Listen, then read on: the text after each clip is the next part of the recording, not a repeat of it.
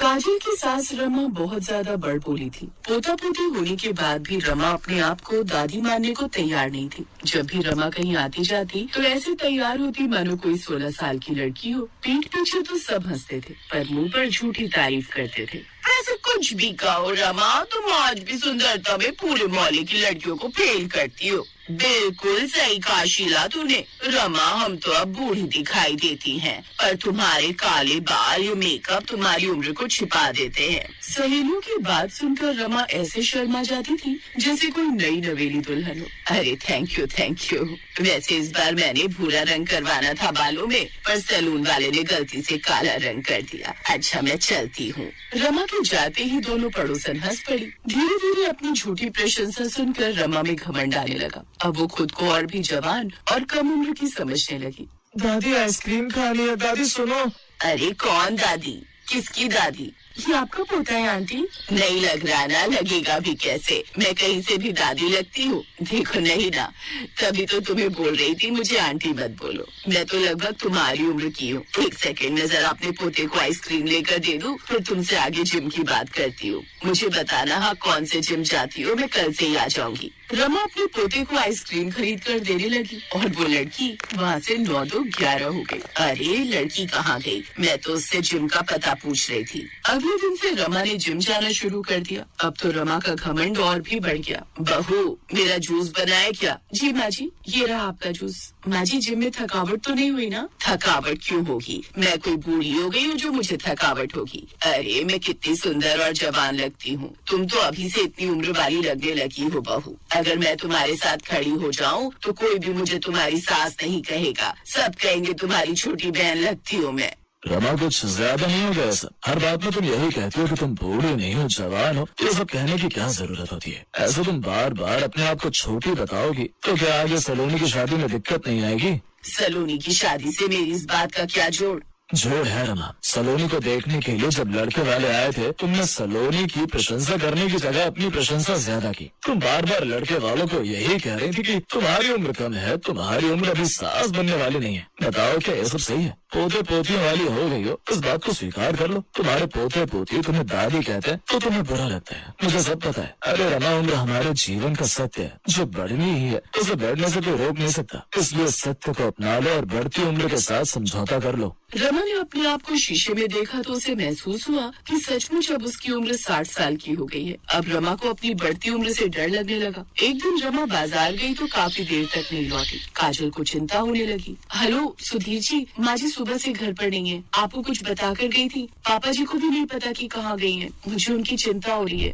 कहीं किसी beauty parlour या जिम में तो नहीं चली गई? एक बार देख कर आती हूँ। काजल जैसे ही जाने लगती है तभी रमा आ जाती है। माँ जी आप कहाँ चले गए थे? मैं बहुत घबरा गई थी। अरे घबराने वाली क्या बात है, काम से गई थी। मैं कोई बूढ़ी थोड़ी हूँ जो लंगड़ा कर रास्ते पर गिर जाऊंगी। अभी मेरी हड्डियों में बहुत ताकत है। रमा कमरे में गई। उसके हाथ में एक मिठाई का डिब्बा था जिसमें कुछ लड्डू रखे थे। रमा ने उस मिठाई के डिब्बे को अलमारी में छुपा दिया। अब देखती हूँ मेरी उम्र कैसे बढ़ती है। मैं उम्र कम करने वाले ये लड्डू ले आई हूँ। अब रोज एक लड्डू खाऊंगी और फिर से जवान बन जाऊंगी। वैसे मेरी किस्मत बहुत अच्छी है। मैं तो बगीचे में घूमने गई थी। मुझे क्या पता था कि जिस तितली के पंख पेड़ की टहनी में फंसे हैं वो एक जादुई तितली। मुझे इस झाड़ी में से निकाल दो। तुम जो मांगोगी मैं तुम्हें दूंगी। मैं एक जादुई तितली हूँ। क्या तुम सच कह रही हो? मैं तुमसे जो भी मांगूंगी तुम मुझे दोगी। तो ठीक है, मैं तुम्हें इस झाड़ी से निकाल दूंगी, पर बदले में तुम मुझे कुछ ऐसा दोगी जिससे मेरी उम्र कम हो जाए, मैं जवान हो जाऊँ। ठीक है, जैसा तुम चाहती हो वैसा ही होगा। ठीक है, भरोसे पर तुम्हें आजाद कर रही हूँ। रमा ने तितली को झाड़ियों से बाहर निकाल दिया। तितली हवा में उड़ने लगी। बहुत बहुत धन्यवाद, तुमने मेरी मदद की। अब मैं शर्त के अनुसार तुम्हें ये जादुई लड्डू दे रही हूँ जिन्हें रोज खाने से तुम्हारी उम्र कम होती चली जाएगी। तुम बूढ़ी से जवान हो जाओगी। मैं तुम्हें ये लड्डू तो दे रही हूँ पर एक सीख भी दे रही हूँ कि प्रकृति के साथ कभी भी खिलवाड़ नहीं करना चाहिए। तुम जबरदस्ती अपनी उम्र को कम कर रही हो। कहीं ऐसा न हो ये आगे चलकर तुम्हारे लिए हानिकारक हो। अरे मेरी उम्र कम होने से हानिकारक क्या होगा? मैं तो और सुंदर लगूंगी। तुम चुपचाप ये लड्डू दे दो मुझे। अभी तो मुझे इन लड्डुओं वस्तुओं में अपना लाभ ही दिखाई दे रहा है, हानि कहीं से कहीं तक दिखाई नहीं दे रही है। वैसे ये लड्डू सच में काम करेंगे ना? हम इंसान नहीं है जो भरोसा तोड़ दे, हम पशु पक्षी कभी भरोसा नहीं तोड़ते। वैसे कभी भी दोबारा जिंदगी में मेरी मदद की जरूरत हो तो इसी बगीचे में आ जाना। वहाँ पेड़ के ऊपर मैं अपने परिवार के साथ रहती हूँ। मेरी उम्र हो गई है, इसलिए मैं अब इस बगीचे को छोड़कर कहीं नहीं जाती। ज्यादा उड़ नहीं पाती ना, इसलिए जमीन पर रहना पसंद है। रमा लड्डू की तरफ देखते हुए सुबह की बात अभी सोच रही थी कि तभी उसके दिमाग में एक लालच पैदा हो गया। रोजाना एक लड्डू की जगह अगर मैं एक बार में ज्यादा लड्डू खा जाऊं तो मेरी उम्र तो बहुत ज्यादा कम हो जाएगी। हाँ, ऐसा ही करती हूँ। आज कम से कम 16 लड्डू खा लेती हूँ, फिर मैं 16 साल की हो जाऊंगी। फिर धीरे धीरे मेरी उम्र बढ़ेगी, मैं कितनी जवान दिखूंगी। मेरी तो खुशी का ठिकाना ही नहीं है। लालच में आकर रमा ने उसी समय 16 लड्डू खा लिए। देखते ही देखते रमा 16 साल की लड़की में बदल गई। तभी काजल वहाँ आ गई। ए लड़की, कौन हो तुम और यहाँ माँ जी के कमरे में क्या कर रही हो? अरे बहू, मैं हूँ तुम्हारी सास। अब 16 साल की हो गई हो। क्या आप 16 साल की? ये सब कैसे हुआ? हाँ, शक्ल तो बिल्कुल आपसे मिलती जुलती है, पर आप तो बूढ़ी थे, इतनी जल्दी जवान कैसे हो गए? ये सब इन जादुई लड्डुओं का कमाल है। मैं तुम्हें आराम से बताऊंगी। पहले ये बताओ मैं कैसी दिख रही हूँ? तुम्हारी सास 16 साल की होकर सुंदर लग रही है ना? अब देखना, मोहल्ले में सारी पड़ोसन मुझे ही देखेंगी। मैं बहुत सुंदर लगने वाली हूँ। अब रोजाना के एंटी एजिंग फेशियल और बालों में कलर से भी छुटकारा मिल गया। बस मैं अभी आती हूँ दोनों पड़ोसन से मिलकर। काजल चौंक कर अपनी सास को देखती रही। उसे बहुत अजीब लग रहा था। इतनी छोटी 16 साल की सास को देखकर काजल तो कमरे से बाहर आ गई, पर रमा लड्डू का डिब्बा अलमारी में रखना भूल गई थी। रमा घर से बाहर जाने ही लगी थी कि तभी सलोनी ने गलती से लड्डू खा लिए। अरे वाह लड्डू, लगता है माल आई होंगी। लड्डू देखकर तो मेरे मुंह में भी पानी आ रहा है। 2-4 मैं भी खा लेती हूँ। सलोनी ने जैसे ही लड्डू खाए वो 60 साल की बूढ़ी बन गई। सलोनी रोने लगी। माँ, ये सब तुम्हारी वजह से हुआ है। मैंने क्या कर दिया? मेरी करने की सजा मेरी बेटी को मिल रही है। माँ जी, कोई बात नहीं, गलती हर इंसान से होती है, पर उसे सुधारा जा सकता है। आपको दोबारा उस तितली के पास जाना चाहिए। आप बता रही है ना वो तितली वहीं बगीचे में है, उसके पास कोई ना कोई उपाय जरूर होगा। मैं आपके साथ चलती हूँ। भाभी प्लीज सब कुछ ठीक कर देना। रमा की आंखों में आंसू थे। रमा ने अपनी गलती के लिए तितली से माफी मांगी और तितली को भी रमा पर दया आ गई। उसने रमा को 2 लड्डू दिए, जिसमें से एक लड्डू रमा ने खाया और एक सलोनी ने, और फिर से पहले जैसा हो गया। रमा वापस अपनी उम्र में आ गई और सलोनी वापस अपनी उम्र में। पर इस गलती से एक सीख रमा को मिल गई। प्रकृति के नियम को बदला नहीं जा सकता। यदि कोई जवान है तो वो बूढ़ा जरूर होगा, और यही जीवन का सत्य है। इसलिए प्रकृति के नियम को अपनाने में ही समझदार।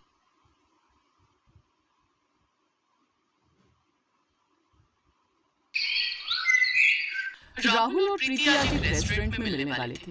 प्रीति राहुल का इंतजार कर रही थी। कुछ देर बाद राहुल आया। सॉरी प्रीति, मुझे आने में थोड़ी देर हो गई। वो मम्मी से बात कर रहा था, उन्हें कुछ दवाइयाँ मंगवानी थी। क्या हुआ मम्मी जी को? उनकी तबीयत तो ठीक है ना? हाँ, मम्मी तो ठीक है। वो बस उनकी बीपी और थायराइड की दवाई चलती रहती है। अच्छा सुनो, मम्मी मना कर रही है, रोके में वो नहीं आएंगी। क्या? मम्मी जी रोके में नहीं आएंगी? ऐसा कैसे हो सकता है राहुल? हमारी जिंदगी की नई शुरुआत होने वाली है। हमारा रोका होगा और मम्मी जी नहीं होगी तो मुझे तो बिल्कुल भी अच्छा नहीं लगेगा। लाओ मेरी मम्मी जी से फोन पर बात कराओ, मैं उनसे बात करती हूँ। देख लो कोशिश करके। वैसे मुझे लगता नहीं कि मम्मी मानेंगी। हेलो मम्मी, प्रीति आपसे बात करना चाहती है। हेलो, नमस्ते मम्मी जी। मैं आपसे बहुत नाराज हूँ।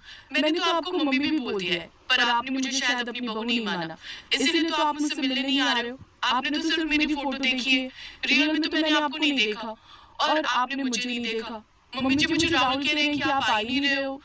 क्या मैं आपको पसंद नहीं हूँ, इसीलिए आप मुझे देखने नहीं आ रहे हो ना? नहीं नहीं, ऐसी बात नहीं है प्रीति। वो क्या है ना, मुझे शर्म आती है।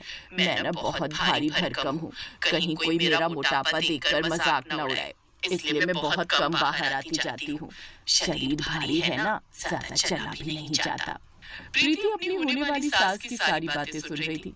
मम्मी जी, व्यक्ति का मन सुंदर होना चाहिए, और जहाँ तक मैं जानती हूँ आप तन और मन दोनों से बहुत सुंदर हो। मैं आपका वेट करूंगी, प्लीज आप जरूर आना। प्रीति की सास बहुत मोटी थी। कारण था थायराइड और बीपी की बीमारी, जिसकी वजह से शरीर हद में भारी हो गया था। कुछ दिनों बाद प्रीति का रोका था। सब लोग बहुत तैयारी कर रहे थे। राहुल ने प्रीति को कुछ ऐसा बताया था, इसके हिसाब से प्रीति को अपनी सास के लिए कुछ अरेंजमेंट्स करने थे। मम्मी वॉशरूम में से वॉशिंग मशीन बाहर रखनी होगी और थोड़ा स्पेस बनाना होगा वॉशरूम में। राहुल बता रहे थे मम्मी जी को वॉशरूम जाने में दिक्कत ना हो क्योंकि हमारा बाथरूम छोटा है, हमें उनके हिसाब से जगह बनानी होगी। और पापा ये वाला सोफा तो छोटा रहेगा, एक काम करते हैं यहाँ पर सोफा का बेड रख देते हैं, उसकी चौड़ाई ज्यादा है। प्रीति अभी तक तो तूने अपनी सास को देखा तक नहीं है, तेरी और राहुल की लव मैरिज हो रही है इसलिए हमने भी तेरी सास को नहीं देखा। वो तो आज सब आ रहे हैं तो हम पहली बार मिलेंगे, पर क्या सच में तेरी सास बहुत भारी भरकम है क्या? हाँ मम्मी, राहुल ने बताया था कि मम्मी जी का वेट 120 किलो है, वो उन्हें बीमारियां लग गई हैं और अब उसके बाद से वो बैठी रहती हैं, कोई काम नहीं करती, इसलिए उनका वजन और बढ़ रहा है। अब अभी तो मैंने उनको कुछ नहीं कह सकती ना, बाद में देखती हूँ क्या पता वजन कम हो जाए। तभी कहते हैं शरीर का चलते फिरते रहना सही होता है, ज्यादा बैठने से बीमारियां शरीर में घर कर लेती हैं। पर ये बड़े घर के लोग ना काम वालियों के भरोसे सारे काम छोड़ देते हैं, खुद से एक गिलास पानी कभी उठाकर नहीं पीते। अरे उर्मिला थोड़ा धीरे बोलो, अचानक आ गए तो अच्छा नहीं लगेगा। जान की बहन अभी कुछ देर पहले मैंने उर्मिला को समझाया, अब तुम शुरू हो गई। और प्रीति की होने वाली सास है वो, थोड़ा तो कम बोलो, इस बात को भी खत्म करो। मैं नाश्ते का सामान लेकर आता हूँ, तब तक तुम लोग ड्राइंग रूम सेट कर लो। सब लोग प्रीति की सास के आने का इंतजार करने लगे। शाम के समय प्रीति की गली के बाहर एक कार आकर रुकी। राहुल के पापा और राहुल गाड़ी से बाहर निकले। पापा प्रीति की गली पतली है, कोई नहीं, आराम से धीरे धीरे सुबह निकल जाएगी। क्यों सुधा, कोई दिक्कत तो नहीं होगी? नहीं दिक्कत तो नहीं होगी, पर थोड़ा धीरे धीरे चलूंगी, गली के साइड में नालियां है ना, डर लगता है। आप टेंशन मत लो मम्मी, मैं हाथ पकड़ लूंगा।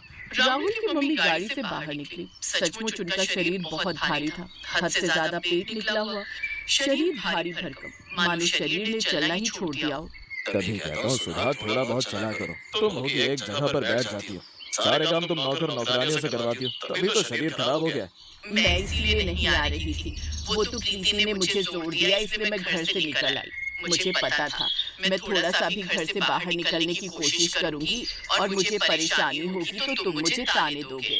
पापा मम्मी प्लीज यहाँ मत झगड़ा करो, आज मेरा रोका है, आज के दिन तो मत बहस करो। आइए आइए भाई साहब, नमस्ते बहन जी, नमस्ते। बेटा राहुल जीते रहो, खुश रहो, आने में कोई तकलीफ तो नहीं हुई ना? हमारी गली थोड़ी छोटी है। नहीं नहीं, गली छोटी है तो क्या हुआ, आप लोगों का दिल तो बड़ा है ना। ये भी आपने खूब कही भाई साहब। आइए बस वो सामने ही घर है। प्रीति के पापा उन्हें घर ले गए। दरवाजे पर प्रीति की मम्मी और बुआ खड़ी हुई थी। प्रीति के घर का दरवाजा भी थोड़ा छोटा था और दरवाजे पर चौखट की सीढ़ियां भी ऊंची थी। भारी शरीर के साथ प्रीति की सास बहुत मुश्किल से चौखट की सीढ़ियां तो चढ़ गई, पर घर के दरवाजे के अंदर घुसने में उन्हें बहुत तकलीफ हुई। खैर बड़ी मुश्किल से वो घर के अंदर पहुंची। प्रीति की सास को बहुत झिझक हो रही थी, बहुत शर्मिंदगी भी महसूस हो रही थी। सब लोग अंदर पहुंचे तो सबने उन्हें बिठाया। राहुल ने प्रीति को मैसेज में बताया कि उसकी मम्मी थोड़ी परेशान हो रही है। प्रीति सबके लिए चाय नाश्ता लेकर आई। प्रीति जा अपनी सास के पास जाकर बैठ। जी बुआ जी, बुआ जी वो चाय जो मैंने एक कप अलग रखी है वो कम चीनी की है। कम? पर हम लोग तो बहुत मीठी चाय पीते हैं। बुआ जी ये चाय आंटी जी के लिए, आंटी जी घर पर कम चीनी की चाय पीती है, मुझे राहुल जी ने बताया था। थैंक यू बेटा। हाँ शरीर भारी है इस वजह से मैं चीनी कम लेती हूँ, मेरी वजह से सबको बहुत परेशानी हो रही है, भाई साहब को, भाभी जी को और तुम्हें भी। नहीं नहीं बहन जी, कैसी बातें कर रहे हो, आज इन बच्चों के लिए बड़ा दिन है, आपका आना तो हमारे लिए सौभाग्य की बात है। मम्मी बिल्कुल ठीक कह रही हैं आंटी जी, आपके आने से हमें क्यों परेशानी होगी, आप इतने अच्छे तो हो। अगर अच्छी हो तो मम्मी क्यों नहीं बोल रही, आंटी क्यों बोला? भाई अब तो तुम्हारी सास ने ओके कह दिया, चलो फिर तो रोके की रस्म शुरू करते हैं। राहुल मैसेज में प्रीति को थैंक यू लिखता है क्योंकि प्रीति ने अपनी सास के साथ खुलकर बात की, उन्हें बहुत प्रोत्साहित किया, उनके पास बैठी रही और उन्हें बिल्कुल भी महसूस नहीं होने दिया कि उनकी वजह से किसी को असहज महसूस हो रहा है। राहुल और प्रीति की रोके की रस्म शुरू होती है। ढेर सारी खुशियों के साथ प्रीति और राहुल की शादी की डेट फाइनल हो जाती है। शादी से पहले प्रीति ने अपनी सास का खूब ख्याल रखा। अब तो सुधा भी बेझिझक प्रीति से मिलने आ जाती थी या कभी प्रीति उन्हें मार्केट में ले जाती। मैं और शादी में लहंगा बिल्कुल नहीं प्रीति, मेरा शरीर देखो, क्या मुझ पर लहंगा अच्छा लगेगा? क्यों नहीं मम्मी जी, आप पर लहंगा बहुत अच्छा लगेगा, आखिर आपके बेटे की शादी हो रही है और लहंगा तो आपका पहनना बनता ही है। आपको पता है मम्मी भी लहंगा ही पहन रही है, क्यों मम्मी? हाँ हाँ बहन जी बिल्कुल, प्रीति ने मुझे भी जबरदस्ती लहंगा ही खरीद कर दिया है, अब तो आपको भी लहंगा ही पहनना पड़ेगा। मम्मी जी, मेरी एक फ्रेंड ड्रेस डिजाइनर है, वो हर तरह की फिटिंग के कपड़े सिलती है। मैं उसको कहूंगी वो आपके साइज का एक बहुत सुंदर सा डिसेंट सा लहंगा सिल देगी। हमारी प्यारी मम्मी जी बहुत सुंदर लगेगी, सबसे सुंदर। प्रीति की बातें सुनकर उसकी सास की आंखों में खुशी के आंसू आ जाते हैं और वो प्रीति को गले लगा लेती है। इससे पहले कभी भी सुधा के लिए किसी ने इस तरह बात नहीं की। सबने सुधा के शरीर का मजाक ही उड़ाया, पर प्रीति की बातों ने सुधा को एक नई उमंग दी। खूब धूमधाम से शादी हुई। सुधा ने लहंगा पहना और सचमुच सबको यकीन नहीं हो रहा था कि प्रीति की सास जो भारी भरकम शरीर वाली थी, आज लहंगा पहनकर इतनी सुंदर लग रही थी कि सबने बहुत तारीफ की। शादी के बाद प्रीति जब ससुराल आई, तब उसने अपनी सास की बहुत केयर करनी शुरू की। थोड़ी थोड़ी एक्सरसाइज करवाना, खान पान का पूरा ख्याल रखना, वॉक पर ले जाना और उम्र के हिसाब से डाइटिंग करवाना, थोड़े थोड़े घर के जरूरी काम करने के लिए प्रोत्साहित करना। इन सब बातों से सुधा को बहुत आराम महसूस हो रहा था। वो अपने आप को बहुत फ्रेश महसूस करती थी और इन सब का सारा क्रेडिट सुधा ने अपनी बहू प्रीति को दिया। इस कहानी से हमें यही सीख मिलती है कि हमें कमियां निकालने वाले तो बहुत होते हैं, पर हमारी अच्छाई देखने वाले बहुत कम लोग होते हैं। इसलिए हमें हमेशा उन लोगों की बातों पर ध्यान देना चाहिए जो हमारी अच्छाई करते हैं, ना कि बुराई।